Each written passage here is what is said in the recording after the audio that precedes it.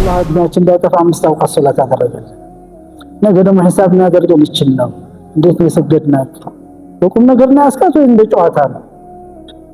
ዝም ብለህ በህይወት ላይ የተለጠፈች ነች ወይስ በህይወት ላይ እንደዚህ እንደ ፒቮታል ሮል ነበራት?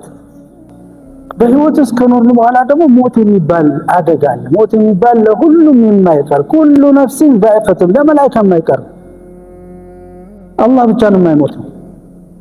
ወተወከል ዐለል ሐይ አለዚ ላ የሙት አምላክ ነው፣ አምላክ አይሞትም። አምላክ ይሞታል ካል ፍጡር ነው። ስለ ፍጡር ከዛ በኋላ ስለምታወራኝ ስለ አፈታሪካዊ አምላክ ነው። አምላክ ማለት ፈጣሪ ነው። ፈጣሪ እንዴት ይሞታል? አቅለኝ ሞትን የፈጠረው ራሱ ነው። ለምንስ መሞት አስፈለገው? ለአንተ ይቅርልህ ይቅር ብለዋል خلاص ሮ ደግሞ እንዳሰራ ከሰራ መጨረሻ ጀሃነም ትገባለህ። አላህ ፈጣሪ ይሞታል። ፈጣሪ ሞተ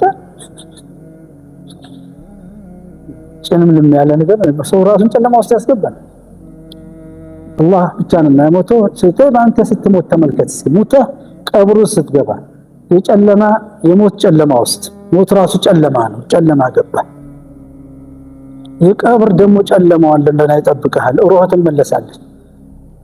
ሙናፊቅ ከሆነ ሰው የሙናፊቅ ጨለማ፣ የብድዓ ሰው ከሆነ የብድዓ ጨለማ፣ የካፍር ከሆነ የኩፍር ጨለማ፣ የሽርኩ ጨለማ፣ ሙስሊም ሆኖ ወንጀል ያበዛ ያለ ተውባ ከሄደ ተውባ ከሆነ ተውባ ነው خلاص ጨለማ ይጠብቃል። ደግሞ ከዛ በኋላ ምንድነው የሚያጋጥመው? ተመልከት ፊት ያለ የሚያጋጥመው አደገኛ ነገር እንዴት ነው እንደቀላል ነገር እንዴት ነው እንደቀላል የሚታየው ይሄ ነገር?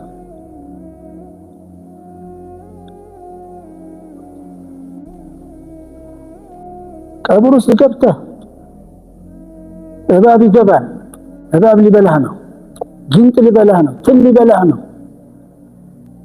ለማት መናገራችንን በልቶ ይጨርሳል። የሚተርፍ ነገር የለም። አጥንት ነው። አጥንቱ ደግሞ ከጊዜ በኋላ አይተናል። አጥንት እንዲስነካው እንደሚፈረፈር አጥንት አይተናል። የሰው ይሄ ነው። የምታየው ሁሉ ጉረኛ ነው። ጉራው ነው የምናገረው ስለ ሰው አይደለም፣ ስለተሸከሙ ብረት አይደለም፣ ስለ አቶሚክ ቦምብ አይደለም የምናገረው። ዕቃ ነው። የአቶሚክ ቦምብ ምናምን መሳሪያ ታንክ ዕቃ ነው። ስለ ሰው ብረት ነው እንዴ? ሰው ክብሩ በብረት ነው እንዴ? በአቶሚክ ቦምብ ነው እንዴ? በወርቅ ነው? በዶላር ነው? በመኪና ነው? በድንጋይ ክምር ነው? በህንፃ